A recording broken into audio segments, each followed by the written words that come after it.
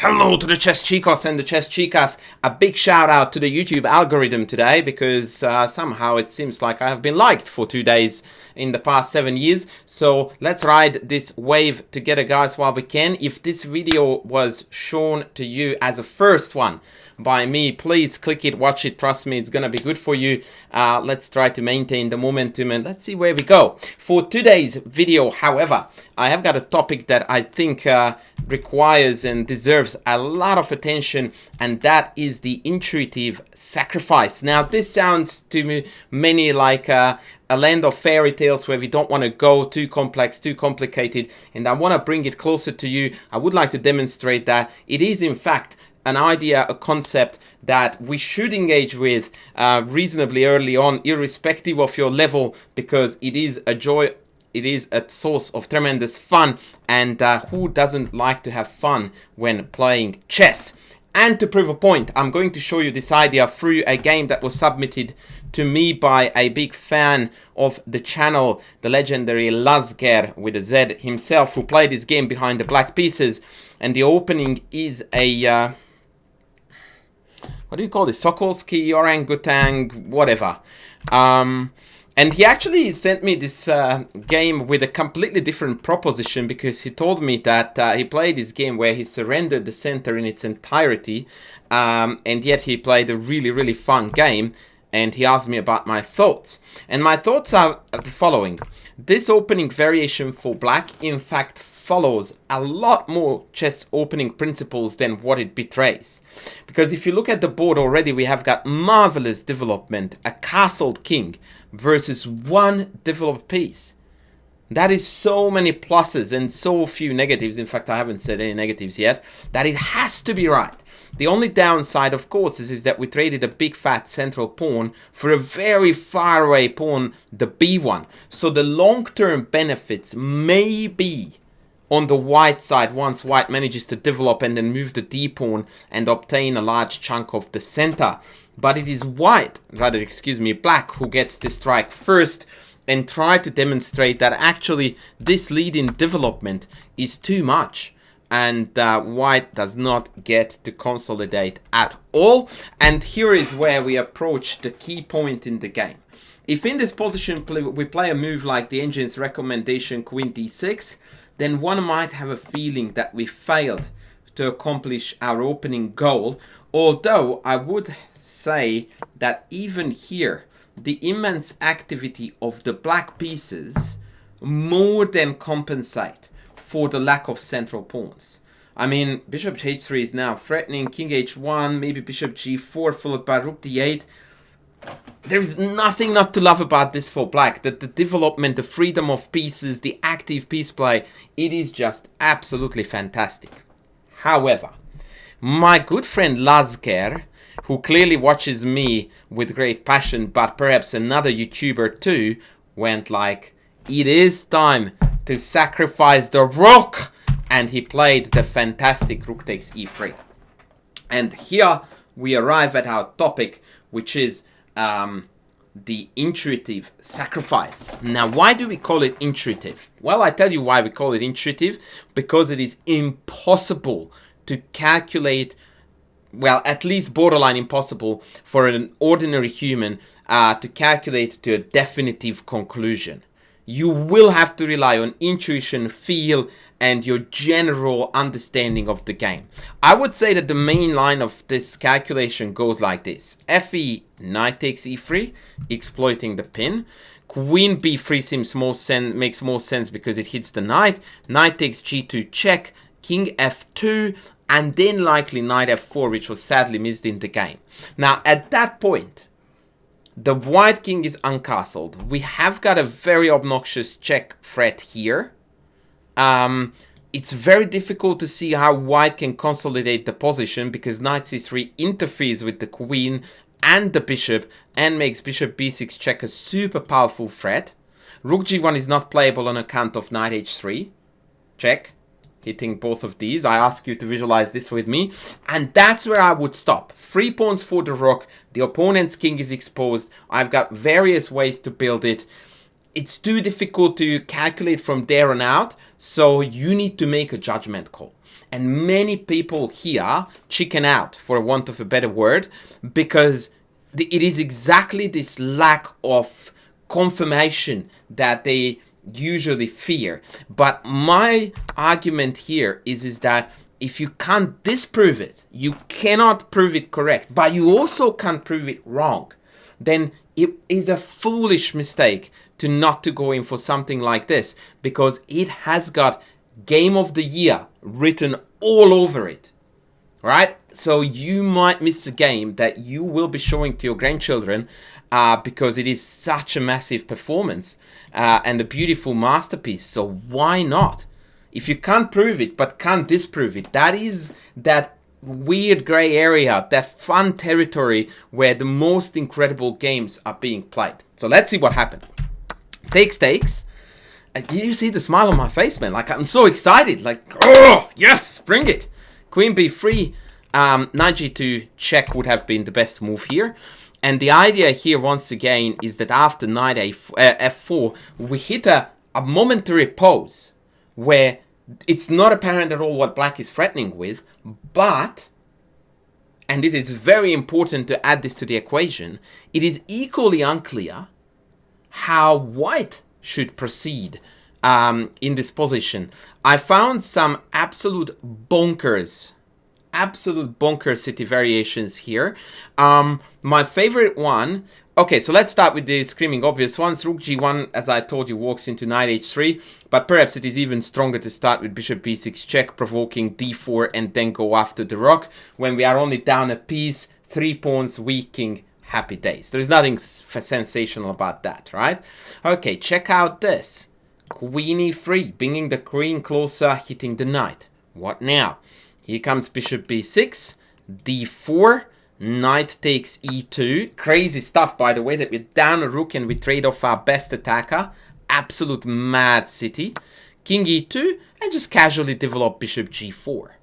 Now we are threatening to win the game with knight d4, bishop d4, bishop d4, forking queen and rook. Note that d4 is no longer capturable because the knight is pinned, so I win the piece.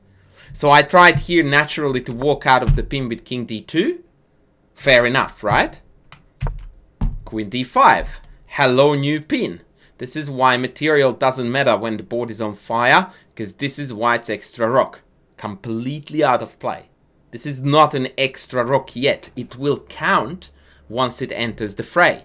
But unfortunately, after rook f1, the massively beautiful queen b5 hitting 2 unguarded pieces wraps up in beautiful style, and black walks away with a marvelous victory. That is just one of the many beautiful lines that are to be found in this position.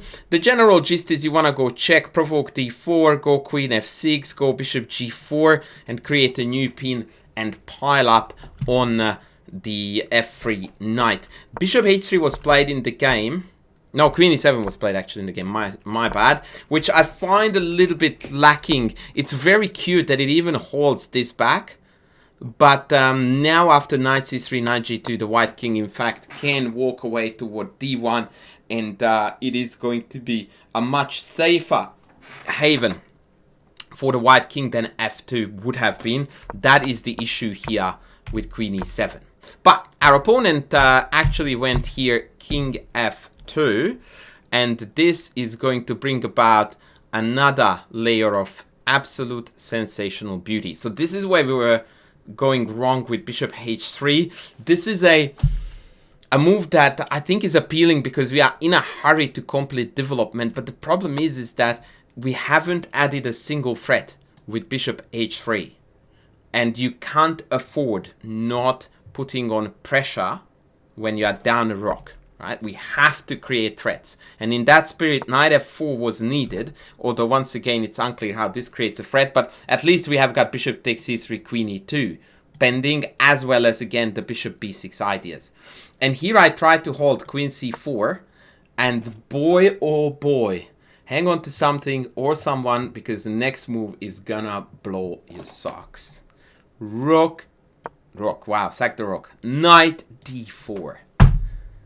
Putting the knight on prey by 2 different pieces. What a crazy move. And of course, queen d4 loses to bishop b6.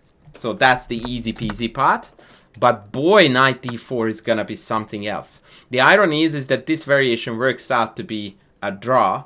But White had to find here about 10 only moves. Check this out. Check. King e3 only. So if I go anywhere else here, I'm just gonna get mated pretty much instantaneously. If I go to f1, then after bishop h3, king g1, knight e2 is going to be rocking the board big time because the knight is pinned to the queen. The queen cannot take because of d4 is on. And if I take back this way, then bishop takes d2 is the move that introduces an absolute crazy city checkmate idea. This is something else. This is something else. I play queen d3, queen g5 check. I don't even know how we want to get mated. Let's go for the nicest one. Here, check, check, and mate. Wow! What a line! What a line! But it's nowhere near the end, folks. Nowhere near the end. Because the best move against check, of course, is king e3. And now comes the casual bishop d7, introducing the rook, which we shall not sack. Maybe we shall. Into the attack. Knight e4 seems only to shield the open file. b5, naturally. Because why wouldn't we chuck in a random b5 to kick the queen? Queen b3, rook e8. And once again, don't forget the golden rule of chess or the golden rule of Levy. Sack the rook. Rook e4 check, king e4, knight e2 check, king d3. It is, I think, only move. Obviously, if I go to f3, then knight takes d4. Oh yeah, this is brilliant. And here, actually, knight takes d4 is inaccurate. Or rather, this is unclear because here, instead of bishop d4, after which the attack rages on with bishop check, White has the in-between check, rook g7, king g7, take with check, and now White is marginally better. But I think I found here a better way to play this. Yes, I did. We don't go to e2, we go to e6. And this is, again, absolutely crazy city that you have a discovered check on the king. We do not take the bishop because we're so far down in material, it's not worth it. Unless we can get the queen. That is worth it. Now we are golden. And so what that means is that the king, again, can't run towards safe haven. It needs to run back. Note that king e3 loses the queen to queen f4, king d3, and then knight c5.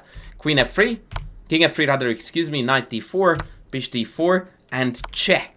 We have already sacrificed almost all of our material, but the remaining guys are gonna do the job. King e3, queen e4 check, check, check, and there is a perpetual check. Whether it is the greatest anti-climax or the greatest finish of a chess game, I will leave it up to you. Of course, rook g3 loses the queen and the game to bishop b6 again, hence the need to block like this. And after queen d4, all of these squares are out of the equation because the rook is hanging with check. So after 20, actually how many? 29 borderline perfect defensive moves, White is okay. This is why we call it, this variation is the epitome of why we call rook e3 an intuitive sacrifice, because if anyone claims that they saw this variation and all the subtleties, including stuff like not taking on e2 but going to e6 with a discovered check, they are lying through their teeth. What a fantastic game. So, this is how it went. After knight g2, we played the unfortunate bishop h3, and here after knight d5, amongst other moves, we would have been dead lost. In fact, I think it was played. No, it wasn't. Rook g1. Yeah, knight d5 would have sadly been a knockout, but now we are back in action, and the main reason for that, because knight d5 is not only hitting the queen, but it eliminates the bishop b6 check forever. And now that check wreaks havoc. Reason being, d4 now is no longer playable, and this is one of the greatest benefits of having the knight here because of queen e3 checks are on, but in fact, the simple knight d4 is going to cut it, bishop takes d4, or even queen h4 check. Ooh, hello. That's not a bad checkmate. Yeah, let's settle for that one. I approve. So yeah, bishop b6 check, and now this is Carnage City. King g3 played, only move, and knight d4. Beautiful again, back on the correct path, eliminating the only defender and threatening various other things as well. Is knight f5 a mate threat? It is. Kind of. I still have to take care of the h3 bishop. Okay, speaking of, okay, so knight d4, very good. And now, unfortunately, we have got mate. So let's try to play a better defensive measure here. Engine says queen d5 best. How do we approach this? Knight check, king takes, knight check. Not bad at all.